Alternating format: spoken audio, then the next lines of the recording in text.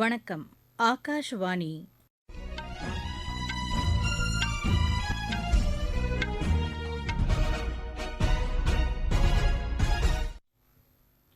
செய்திகள் வாசிப்பவர் ஜமீர் அக்தர். தலைப்புச் செய்திகள். 2 நாள் பயணமாக கேரளா சென்றுள்ள பிரதமர் திரு நரேந்திர மோடி கொச்சி துறைமுகத்தில் புதிய திட்டங்களை தொடங்கி வைக்கிறார். நவீன வசதிகளுடன் புதுதில்லியில் கட்டப்பட்டுள்ள கூட்டுறவு சங்கங்களின் தலைமை பதிவாளர் அலுவலகத்தை மத்திய அமைச்சர் திரு அமித் ஷா இன்று திறந்து வைக்கிறார். நாட்டின் உள்கட்டமைப்பை மேம்படுத்துவதற்கு மத்திய அரசு சிறப்பு கவனம் செலுத்தி வருவதாக மத்திய கனரக தொழில்துறை அமைச்சர் டாக்டர் மகேந்திரநாத் பாண்டே தெரிவித்துள்ளார். சர்க்கரை உற்பத்தியின்போது கிடைக்கும் மொலாசஸ் வெல்லப்பாகிற்கு 50% ஏற்றுமதி வரி விதிக்கப்பட்டுள்ளது. இந்தியா ஆப்கானிஸ்தான் இடையிலான 3வது மற்றும் இறுதி டுவெண்டி கிரிக்கெட் போட்டி இன்று நடைபெறுகிறது. இனி விரிவான செய்திகள். 2 நாள் பயணமாக கேரளா சென்றுள்ள பிரதமர் திரு நரேந்திர மோடி இன்று கொச்சி துறைமுகத்தில் உள்ள வெலிங்டன் தீவில் 4000 கோடி ரூபாய் மதிப்பிலான வளர்ச்சித் திட்டப் பணிகளை தொடங்கி வைக்கிறார். ஆந்திர பயணத்தை முடித்துக் கொண்டு நேற்று மாலை கொச்சி வந்த பிரதமரை விமான நிலையத்தில் கேரள மாநில ஆளுநர் திரு ஆரிஃப் முகமது கான், முதலமைச்சர் திரு பினராயி விஜயன், வெளியுறவுத்துறை இணையமைச்சர் திரு முரளிதரன், முன்னாள் மத்திய அமைச்சர் திரு பிரகாஷ் ஜவ்டேகர் உள்ளிட்டோர் வரவேற்றனர். நேற்று மாலை கொச்சியில் பிஜேபி சார்பில் நடைபெற்ற பேரணியிலும் பிரதமர் கலந்து கொண்டார். இன்று குருவாயூர் ஸ்ரீ கிருஷ்ணா ஆலயத்திற்கும் திருச்சூரில் உள்ள திரிபரையார் ஸ்ரீ ராமசுவாமி கோவிலுக்கும் சென்று அவர் வழிபடுகிறார். கொச்சியில் பிஜேபி சார்பில் இன்று நடைபெறும் பொதுக்கூட்டத்திலும் பிரதமர் திரு நரேந்திர மோடி உரையாற்றவுள்ளார். கூட்டுறவு சங்கங்களில் மத்திய பதிவாளர் அலுவலகத்துக்கான புதிய கட்டடத்தை மத்திய அமைச்சர் திரு அமித் ஷா இன்று புதுதில்லியில் திறந்து வைக்கிறார். மத்திய கூட்டுறவுத்துறை பதிவாளர் அலுவலகத்தின் செயல்பாடுகளை வலுப்படுத்துவதற்கான நடவடிக்கைகளை மத்திய கூட்டுறவு அமைச்சகம் மேற்கொண்டு வருகிறது. மாநிலங்களுக்கு இடையிலான கூட்டுறவு சங்கங்களை இணைப்பது, மத்திய பதிவாளர் அலுவலகத்தின் சேவைகளை பெறுவதற்கான இணையதளத்தை உருவாக்குவது, கூட்டுறவுத்துறைக்கென தனியாக தேர்தல் அமைப்பை ஏற்படுத்துவது உள்ளிட்ட முக்கிய நடவடிக்கைகள் மேற்கொள்ளப்பட்டு வருகின்றன. 1625 மாநிலங்களுக்கு இடையிலான கூட்டுறவு சங்கங்கள் இதுவரை பதிவு செய்யப்பட்டுள்ளதாக மத்திய அரசு தெரிவித்துள்ளது. நாட்டின் உள்கட்டமைப்பை மேம்படுத்துவதற்கு மத்திய அரசு சிறப்பு கவனம் செலுத்தி வருவதாக மத்திய கனரக தொழில்துறை அமைச்சர் டாக்டர் மகேந்திரநாத் பாண்டே தெரிவித்துள்ளார். சுயசார்பு இந்தியாவை உருவாக்கும் நோக்கில் நாட்டின் உள்கட்டமைப்பை மேம்படுத்துவதற்கு மத்திய அரசு உயர் முன்னுரிமை அளித்து வருவதாக மத்திய கனரக தொழில்கள் துறை அமைச்சர் டாக்டர் மகேந்திரநாத் பாண்டே தெரிவித்துள்ளார். புதுதில்லியில் நேற்று வாகன உற்பத்தி தொழிலுக்கான சலுகை திட்டங்கள் குறித்த கருத்தரங்கில் உரையாற்றிய அவர், பிரதமர் திரு நரேந்திர மோடி தலைமையிலான அரசு ஒவ்வொரு துறையிலும் உற்பத்தியோடு இணைந்த சலுகை திட்டங்களை செயல்படுத்தி வருவதாக கூறினார். இந்த திட்டங்களால் ஆக்கப்பூர்வமான பலன்கள் கிடைக்கப் பெற்றுள்ளதாகவும் அவர் குறிப்பிட்டார். உற்பத்தித் துறைக்கு உயர் முக்கியத்துவம் அளித்து வருவதால் இந்தியா விரைவில் உலகின் 3வது பெரிய பொருளாதார நாடாக உருவாகும் என்றும் அவர் தெரிவித்தார். உலகிற்கு தேவையான தொழில்நுட்ப உதவிகளை அளிக்கும் திறனை இந்தியா பெற்றுள்ளதாகவும், நாட்டின் வளர்ச்சியை உலகமே உற்று நோக்குவதாகவும் அமைச்சர் டாக்டர் மகேந்திரநாத் பாண்டே கூறினார். மீன்வளம் மற்றும் மீன் வளர்ப்பு காப்பீட்டுக்கான தேசிய மாநாடு மத்திய மீன்வளத்துறை அமைச்சர் திரு பர்ஷோத்தம் ரூபாலா தலைமையில் இன்று புதுதில்லியில் நடைபெறுகிறது. மீன்வள தொழிலில் ஈடுபட்டுள்ள விவசாயிகள் மற்றும் இத்தொழிலில் ஈடுபட்டுள்ள மற்றவர்களுக்கும் காப்பீட்டு பயன்களை கொண்டுவரும் நோக்கில் இம்மாநாடு நடைபெறவுள்ளது. குழு விபத்து காப்பீடு திட்டத்தின் கீழ் பயனாளிகளுக்கு காப்பீட்டுத் தொகையை அமைச்சர் திரு ரூபாலா வழங்கவுள்ளார். நாடு முழுவதிலும் இருந்து 300க்கும் மேற்பட்டோர் இம்மாநாட்டில் கலந்து கொள்கின்றனர். மீன் வளர்ப்பு தொடர்பான திட்டங்களை வகுக்கும் நிபுணர்கள், மாநில மீன்வளத்துறை அதிகாரிகள், ஆராய்ச்சியாளர்கள், மீன்வள பல்கலைக்கழகங்கள், மீன் வளர்ப்பு விவசாயிகள் மற்றும் காப்பீட்டு நிறுவனங்களின் பிரதிநிதிகள் இம்மாநாட்டில் பங்கேற்கின்றனர்.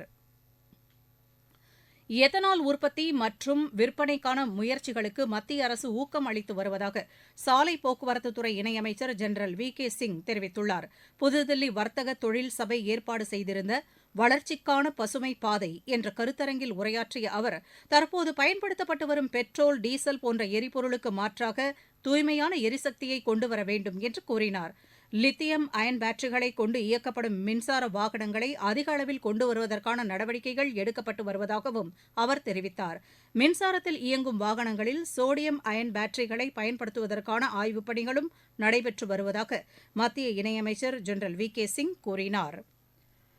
நாடு முழுவதும் மேற்கொள்ளப்பட்டு வரும் நமது லட்சியம் வளர்ச்சியடைந்த பாரதம் யாத்திரை பொதுமக்களிடையே பெரும் வரவேற்பை பெற்றுள்ளது. மத்திய அரசின் திட்டங்கள் குறித்து விழிப்புணர்வை ஏற்படுத்துவதோடு விடுபட்ட பயனாளிகளுக்கு திட்டங்கள் சென்றடைவதை உறுதி செய்யும் நோக்கில் இந்த யாத்திரை நடத்தப்பட்டு வருகிறது. காஞ்சிபுரம் மாவட்டம் வாலாஜாபாத் ஒன்றியம் பரந்தூர் கிராமத்தில் அஞ்சல் துறை ஏற்பாடு செய்திருந்த விழிப்புணர்வு யாத்திரையின் போது மத்திய அரசின் நலத்திட்டங்கள் குறித்தும் மானிய உதவிகள் குறித்தும் தங்களுக்கு எடுத்துரைக்கப்பட்டதாக பயனாளிகள் தெரிவித்தனர். என் பேர் ஏகாம்பரம், பரந்தூர், காஞ்சி வட்டம். மத்திய அரசு பணியாளர்கள் எங்களுக்கு மருத்துவ காப்பீடு, சிலிண்டரு, பயிர் தெளிக்கும் மருந்து இதெல்லாம் யூஸ் பண்ண எங்களுக்கு பயிற்சி கொடுத்தாங்க. சுமதி பேசுறேன். அஞ்சல் துறையில இருந்து வந்தாங்க. செல்வமகள் சேமிப்பு திட்டத்தை பத்தி சொன்னாங்க. விவசாயத்துக்கு ட்ரோன்ல மருந்து தெளிக்கிறதுக்கு சொன்னாங்க. அது எங்களுக்கு யூஸ்ஃபுல்லா இருந்துச்சு. கேஸ் கம்பெனில இருந்து வந்தாங்க. அவங்க கேஸ் இது பத்தி சொன்னாங்க, மானியத்தை பத்தி. அதுவும் யூஸ்ஃபுல்லா இருந்துச்சு. மற்றபடி எங்க குழந்தைங்களுக்கும் அந்த செல்வமகள் திட்டத்துல நான் சேர விரும்புறேன். நீங்கள் கேட்டுக்கொண்டிருப்பது ஆகாஷ்வாணியின் செய்தி அறிக்கை. यही समय है, सही समय. இதுதான் வேளை, சரியான வேளை. ஒவ்வொரு தேசத்தின் வளர்ச்சி பயணத்தின் போதும் தேசம் முன்வந்து புதிய உறுதிப்பாடுகளோடு முன்னேற்ற பாதையிலே பயணிக்கக்கூடிய அற்புதமான ஒரு வேளையும் பிறக்கும்.